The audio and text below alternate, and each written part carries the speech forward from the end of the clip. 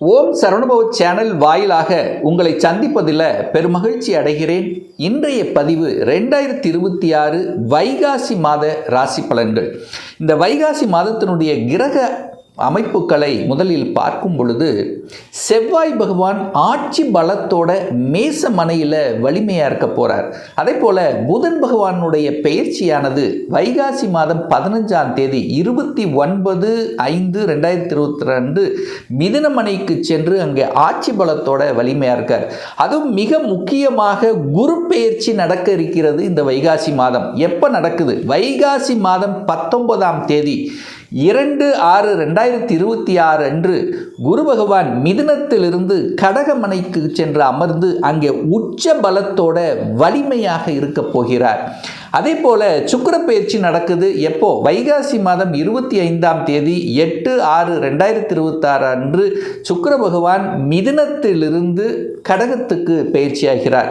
கேது பகவான் சிம்மமனையில் வீற்றிருக்க, ராகு பகவான் கும்பத்தில் அமர்ந்திருக்க, சனி பகவான் மீனத்தில் அமர்ந்திருக்கார். ஸோ இந்த கிரக அமைப்புகளை வைத்துக்கொண்டு இந்த வைகாசி மாதம் என்ன மாதிரியான பலன்கள், சாதகம் என்ன, பாதகம் என்ன, எதை செய்யலாம், எதை செய்யக்கூடாது, இந்த மாதம் என்ன தெய்வ வழிபாடு உகந்தது என்பதை பற்றி இந்த பதிவில் நம்ம டீட்டெயிலாக நம்ம பார்க்க போகிறோம்.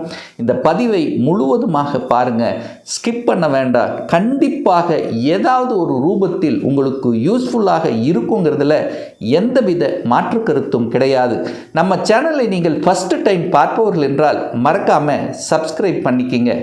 கும்பராசி அன்பர்களே, வைகாசி மாதம் என்ன பலன், எப்படி இருக்க போகுது அப்படின்னு பார்க்கும் பொழுது, உங்கள் ராசிநாதனான சனி பகவான் 2ஆம் இடத்துல தனஸ்தானம், குடும்பஸ்தானம், வாக்குஸ்தானத்தில் உட்கார்ந்துருக்கு. ராசியிலேயே சர்ப்ப கிரகம் என்று சொல்லக்கூடிய ராகு பகவான் உட்கார்ந்துருக்கார். அப்போது நிறைய கும்பராசி என்பர்கள் குடும்பம் சார்ந்த விஷயத்தில், தனம் சார்ந்த விஷயத்தில், வாக்கு சார்ந்த விஷயத்தில் கண்டிப்பாக பிரச்சனையை உண்டு பண்ணியிருக்கும். ஆனால் இந்த மாதம் குரு பெயர்ச்சியில் இருந்து, அதாவது குறிப்பாக சொல்ல போனால் இந்த வைகாசி மாதம் 19ஆம் தேதி 2/6/2026 அன்று குரு பகவான் கடகத்தில் வந்து அமர்ந்து உச்ச பலத்தோட வலிமையாக இருந்து உங்களுடைய குடும்பஸ்தானத்தை, தனஸ்தானத்தை, வாக்குஸ்தானத்தை பார்க்கறதுனாலையும் உங்கள் ராசி அதிபதியாக இருக்கக்கூடிய சனியையும் பார்க்கிறார். அப்போது கண்டிப்பாக நீங்கள் மனதில் நினைத்து கொண்டிருந்த விஷயங்கள், குடும்பத்தில் சில பிரச்சனைகள் ஓடிக்கொண்டிருந்ததல்லவா, நிறைய கும்பராசி என்பர்கள் குடும்பத்தில் பிரச்சனை, தனத்தில் பிரச்சனை, வாக்கில் பிரச்சனை, சண்டை சச்சரவு, மனைவியின் பேச்சு கேட்கல, குடும்ப நபர்கள் நம் பேச்சு கேட்கல, ஒரே மன அழுத்தமாக இருக்குது, ஒரே ப்ரெஷராக இருக்குது, டென்ஷனாக இருக்குது என்று சொல்லி கொண்டிருக்கக்கூடிய கும்பராசி என்பர்களுக்கெல்லாம் தீர்வு கிடைக்கக்கூடிய, மனதில் சந்தோஷத்தை கொடுக்கக்கூடிய, பெரிய மனிதர்களின் தொடர்பால் சில நல்ல விஷயங்கள் நடக்கக்கூடிய, உங்கள் குடும்பத்தில் சில நல்ல சுப காரியங்கள் செய்யக்கூடிய அமைப்புங்கிறது இந்த வைகாசி மாதம் 19ஆம் தேதியிலிருந்து சிறப்பு பெறுகிறது அப்படிங்கிறத ஸ்ட்ராங்காக சொல்லலாம்.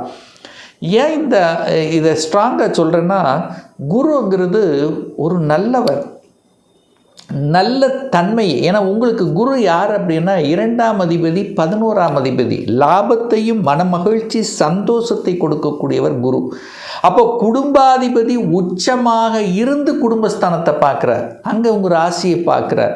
அப்போது இனிமேல் தான் நினைச்சது நடக்க போகுது, தொட்டது துலங்க போகிறது, ஜெயம் அடைய போகிறது, குழப்பங்கள் விலக காத்து கொண்டிருக்கிறது, ஒரு நேர்கோடு, ஒரு பாத்து தெளிவில்லை, டிசிஷன் மேக்கிங் இல்லை, எல்லாமே நல்லபடியாக ஆரம்பிக்கக்கூடிய ஒரு மாதமாக இந்த வைகாசி மாதம் அமையப்பெறுகிறது.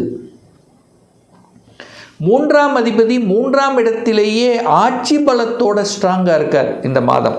அப்போ செவ்வாய் அல்லவா 3ஆம் தைரிய வீரியத்துக்கு காரக கிரகம், செவ்வாய் சகோதர காரக கிரகம், 10ஆம் அதிபதி, தொழில் ஸ்தானத்தின் அதிபதி செவ்வாய். அப்போ செவ்வாய் ஸ்ட்ராங்காக இருக்குது, வேலை ஸ்ட்ராங்காக இருக்குது. வேலை இல்லாத இந்த கும்பராசி என்பவர்களுக்கு வேலை கிடைச்சிரும். சுறுசுறுப்போட தன்னம்பிக்கையோடு செயல்படக்கூடிய அமைப்பு இருக்குது. செவ்வாய் விரைவாக வேகமாக செயல்படக்கூடிய தன்மை, அது 3ல் வலிமையாக இருக்குது. மூன்றாம் இடம் என்பது சிறுதூர பிரயாணங்களை குறிக்கக்கூடிய இடம். கண்டிப்பாக ஒரு ட்ராவல் உண்டு. ஒரு பிரயாணம்ங்கிறது நீங்கள் குடும்பம் எல்லாம் சேர்ந்து போகக்கூடிய அமைப்புகளை உருவாக்கும். ஒப்பந்தம், மூன்றாம் இடத்துல ஒப்பந்தம் இருக்குது. அப்போ புதிய ஒப்பந்தங்களை எதிர்பார்க்கலாம் கும்பராசி என்பர்கள். மூன்றாம் இடத்துல வியாபார யுக்தி இருக்குது. அப்போது வியாபாரம், அதாவது விற்பனை, மூன்றாம் இடம் என்பது விற்பனையை குறிக்கும். அப்போது விற்பனை சூப்பராக இருக்கும். செவ்வாய் வேறு இருக்கா, நில விற்பனை, இடம் விற்பனை. நான் ஒரு இடத்த விற்கணும்னு ரொம்ப நாளாக மனசில் இருந்துகிட்டு இருந்தது சார், விற்காமல் இருக்குது, விற்றுருமா இந்த மாதம், வைகாசி மாதம் விற்பனை ஆகிவிடும். அப்போ விற்பனை நன்றாக இருக்க போகிறது, வியாபாரம் நன்றாக இருக்க போகிறது. வியாபார நுணுக்கங்கள், அதை வியாபாரம் செய்யணும்னா நல்ல புத்திசாலித்தனம் வேணும்லவா, ஆற்றல், எந்த இடத்தில் எதை பேசணும் எதை செய்யணுங்கிற அந்த அறிவாற்றல் வேண்டும் அல்லவா.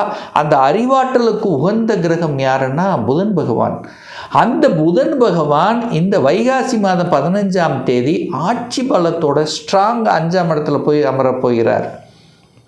அப்போ புதன் வலிமை பெறுகிறது. அப்போ புத்திசாலித்தனத்தால் பிழைக்கக்கூடிய எந்த துறை தொழிலாக இருந்தாலும் அது சக்சஸ் கொடுக்கக்கூடிய ஒரு அற்புதமான ஒரு மாதம் இந்த வைகாசி மாதம். அப்போ 5ஆம் அதிபதி 5ஆம் இடத்திலேயே ஆட்சி பலத்தோட ஸ்ட்ராங்காக இருக்கக்கூடிய ஒரு காலகட்டத்தில் 5 அப்படிங்கிறது அங்கே குழந்தை ஸ்தானம். அப்போ குழந்தைகள் நன்றாக வளரப்போகிறது. குழந்தைகளுடைய ஆசைகளை நீங்கள் நிறைவேற்றப் போகிறீர்கள். குழந்தைகளுடைய படிப்பு நன்றாக இருக்க போகிறது. என குழந்தை காரக கிரகமான குரு பகவான் என்னவாக போகிறார், உச்சமாக போகிறார், வலிமையடைய போகிறார். உங்கள் குழந்தைகள் வலிமையாக இருக்க போகிறது. குழந்தைகள் இப்போ படித்து முடித்த உடனே வேலைக்கு கிடைக்க போகுது. குழந்தைகள் செட்டிலாக போகிறது. குழந்தையை நினைத்து பெருமைப்படக்கூடிய, சந்தோஷத்தை கொடுக்கக்கூடிய சில நல்ல நிகழ்வுகள் நடக்கக்கூடிய ஒரு மாதமாக இந்த வைகாசி மாதம். அதாவது குழந்தைகளினுடைய ஆசைகளை நிறைவேற்றி வைப்பீங்க அப்படின்னு இருக்குது. 6ஆம் இடத்தில் இருக்கிறனால வேலை, 6ஆம் இடம் என்பது வேலையை குறிக்கும். வேலை ஸ்ட்ராங்காக போகுதுன்னு சொல்கிறேன். கும்பராசி என்பவர்களுக்கு வேலை வலுவாக போகிறது, ஸ்ட்ராங்காக போகிறது, தனம் கிடைக்கப் போகிறது. பொருளாதார முன்னேற்றத்தை உங்களுக்கு கொடுத்தே ஆகணும். சார் எப்படி சார் சொல்கிறீங்க ஸ்ட்ராங்கானா, குரு தான் உங்களுக்கு 2ஆம் அதிபதி, பணத்தை கொடுக்கக்கூடியவன் குரு தான். பொதுவாக தனக்காரகன் குரு. அந்த குரு உச்சமாகிறார், வலிமையாக போகிறார். 12 வருஷங்களுக்கு அப்புறம் இப்போ ஆக போகிறார். அந்த குரு உங்கள் ராசிக்கு 2ஆம் இடத்தை பார்க்குறார். ராசி லக்னத்துக்கு 2ஆம் இடத்தை பார்க்குறார். 2ஆம் இடம் தனம் அல்லவா, அப்போ கொடுத்தே தீரணும் அல்லவா. கண்டிப்பாக பொருளாதார முன்னேற்றம் உண்டு. நீங்கள் வேலையாக இருந்தாலும், தொழிலாக இருந்தாலும், வியாபாரமாக இருந்தாலும், எதிலாக இருந்தாலும் நிச்சயமாக உண்டு. ஒரு சிலர் வேலையில் இருக்கின்றவர்கள் கூட ஏன் சொந்த தொழில் செய்யக்கூடாதுங்கிற எண்ணத்தை தோற்றி அதுக்குள்ளே போகக்கூடிய அமைப்புகள், சந்தர்ப்பங்கள் இந்த கும்பத்துக்கு நிச்சயமாக உண்டு. 7ஆம் இடத்துல கேது பகவான் உட்கார்ந்துருக்கார், ராகு உட்கார்ந்துருக்கு. அப்போ என்ன அர்த்தம், பாம்புவை போல கொஞ்சம் பிடிவாத குணம்ங்கிறது உண்டு. அதாவது கட்டமைப்போடு செயல்படக்கூடிய எண்ணம்ங்கிறது இப்போ இந்த கும்பத்துக்கு உண்டு. 10 மணிக்கு வரணும் அப்படின்னா 10 மணிக்கு அங்கே இருக்கணும், இல்லைன்னா கோபம் வரும். அதாவது ஒரு ஷெட்யூலை போட்டு அதை செயல்படக்கூடிய தன்மைங்கிறது இந்த கும்பத்துக்கு இயல்பாகவே இருக்கும். கேது அங்கே இருக்கிறனால கணவன் அல்லது மனைவியினுடைய ஹெல்த் விஷயத்தில் கொஞ்சம் அக்கறை எடுத்து கொள்வது நல்லதுங்கிறத மைண்டில் வச்சுக்குங்க. 8ஆம் அதிபதி ஆட்சி பலமாக போகிறார். அப்போ என்னன்னா எதிர்பாராத அதிர்ஷ்டமும் கிடைக்க போகுதுன்னு அர்த்தம். அப்போது எதிர்பாராத விதத்தில் சில மாற்றங்கள், ஊர் மாற்றம், இடமாற்றம், வீடு வாங்கிறது, வீடை ஆல்ட்ரு பண்ணுறது, வீடு விற்பனை ஆகுது, இப்படி சில மாற்றங்களை கொடுக்கக்கூடிய அமைப்புங்கிறது இந்த வைகாசி மாதம் நல்லாவே இருக்குது. பாக்கியத்தை தரக்கூடிய அந்த சுக்கிர பகவான் 5ஆம் இடத்துல உட்கார்ந்துருக்கார், நல்லா இருக்குது. 10க்குரியவன் ஆட்சி பலத்தோடு இருக்குது. இப்போ தொழில் மாற்றங்கள் கண்டிப்பாக நல்லபடியாக அமைகிறது. இதில் எந்தவித மாற்று கருத்து இல்லை. லாபங்கள் கொடுக்குமா? 5க்குரியவன் 11 பார்க்குது. லாபம் உண்டு, மன மகிழ்ச்சி உண்டு, ட்ராவல் உண்டு, பிரயாணம் உண்டு, மகிழ்ச்சி தரமான சில செயல்பாடுகள் கண்டிப்பாக உங்கள் குடும்பத்தில் உண்டு. திருமண பந்தத்துக்குள்ளே என்ட்ரி ஆவதற்கான வாய்ப்புகள் நிறைய கும்பராசி என்பவர்களுக்கு உண்டு. அப்போ திருமணம் நடக்கலை அப்படின்னு நினைக்கிறவங்கள் திருமணம் நடக்கும். சார் குரு போய் 6ல் மறைஞ்சிட்டாரு, குரு பலனே இல்லையே, எப்படி சார் திருமணம் நடக்கும்? குரு 2ஆம் இடத்தை பார்க்குறார். குடும்பத்தில் ஒரு உறுப்பினரை இணைத்து கொள்ளக்கூடிய நிகழ்வுங்கிறது கண்டிப்பாக உண்டு. அதனால் நீங்கள் திருமண விஷயங்கள், சுப காரிய விஷயங்கள் இதெல்லாமே நல்லபடியாக நடக்கக்கூடிய அமைப்பு இந்த காலகட்டம் உண்டு, இந்த வைகாசி மாதம். அடுத்து மிக முக்கியமான ஒரு நிகழ்வு, இந்த குரு பயிற்சிக்கு அப்புறம் பார்த்தீங்கன்னா 12ஆம் இடத்தை பார்ப்பார் குரு. அப்போ 12ஆம் இடம் என்பது வெளிநாடு, வெளி மாநிலத்தை தொடர்பு கொள்ளக்கூடிய ஒரு இடம்.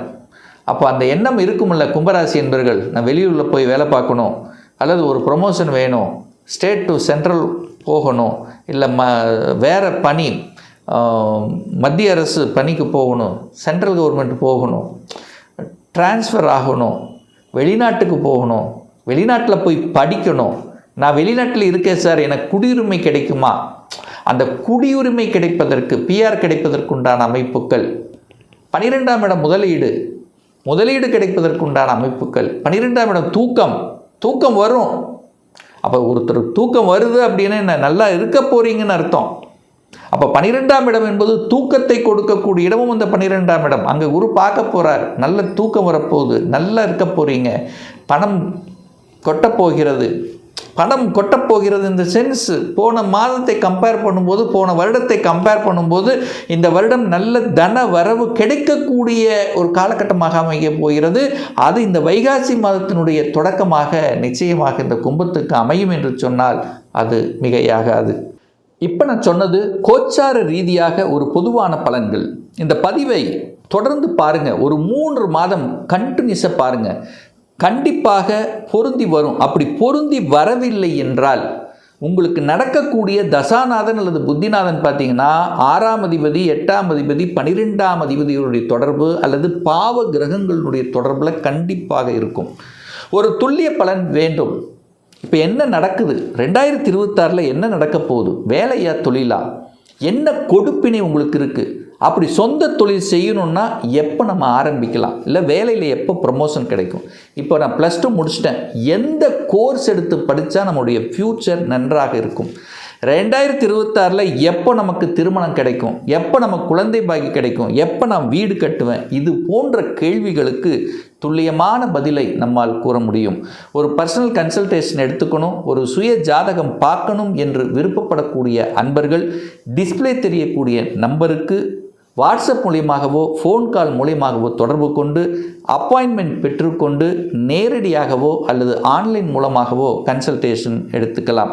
நம்முடைய அலுவலகம் கோயம்புத்தூரில் அமைந்துள்ளது. அதாவது கோயம்புத்தூரிலிருந்து மேட்டுப்பாளையம் செல்லும் வழியில் வெள்ளக்கிணர் பிரிவு அன்னபூர்ணா ஹோட்டலுக்கு பக்கத்தில் அமைந்துள்ளது.